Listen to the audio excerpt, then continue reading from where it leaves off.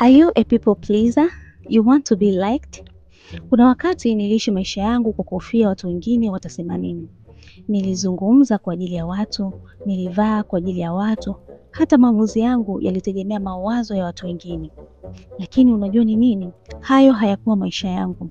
Lilikuwa ni gereza ambalo nililitengeneza mimi mwenyewe. Lakini siku moja nilikaa nikajiuliza, hivi kweli nitakaa maisha yangu yote nikijaribu kumridhisha kila mtu? Ukweli ni kwamba watu watazungumza tu, ufanye jambo zuri au ufanye jambo baya. Nikaamua kitu kimoja, kuishi maisha yangu bila uoga wala kujali watu wengine. Kama na wewe umeshawahi kuhisi hivyo au wakati huu ni wakati ambao unapitia hali hiyo, hii video ni kwa ajili yako. Tafadhali angalia mpaka mwisho ili uweze kujifunza. Katika video hii tutajifunza jinsi ya kuacha kufikiria watu wengine wanasema nini na kuanza kuishi maisha yako kwa uhuru kabisa.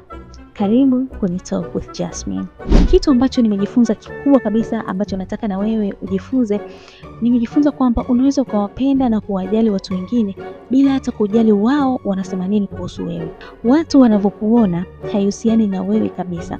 Hayo ni mawazo yao, kwa sababu kila mmoja anatembea na filter zake. Binadamu wote, kila mtu anachagua kile ambacho anataka kukiona. Ni kama vile kuzungumza. Mtu anapokuzungumzia wewe anaweza akachagua anachotaka kuzungumza. Mwingine anaweza kuongelea wewe kwa vizuri, mwingine anaweza kuongelea wewe kwa vibaya. Huwezi kumchagulia, huwezi kumlazimisha aongee vipi. Ni kama vile tunavyoona siku zote tunaambiwa we see what we want to see.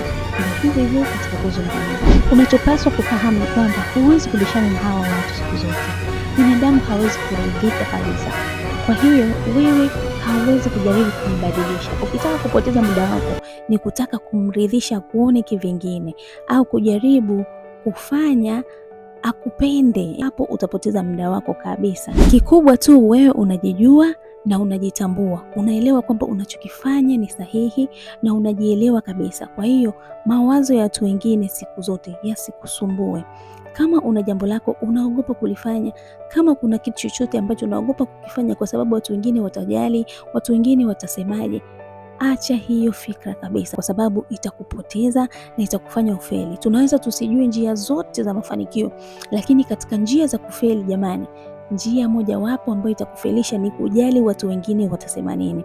Wewe ndio mkombozi wa maisha yako na wewe ndiye ambaye unapaswa kupambania maisha yako. Kwa hiyo siku zote fikiria kile ambacho unakifanya na jiamini. Amini kwamba uko sahihi na kile unachokifanya unakijua unachokifanya. Mtegemee Mungu wako na pia uanze kufanya hicho unachokifanya bila kujali watu wengine watasemaje. Leo nataka uondoke na jambo moja tu, kwamba usiogope kufanya chochote kwa sababu ya kofia watu wengine. Elewa tu kile ambacho unataka kukifanya na usahihi wake. Kama ni sahihi, basi fanya vile ambavyo unataka wewe. Ukiendelea kufikiria watu wengine watasema nini, utafeli sana katika maisha yako. Asante kwa kutazama video hii. Kama umepata kitu chochote, tafadhali nakuomba usiache kusubscribe, like na share hii video na wengine.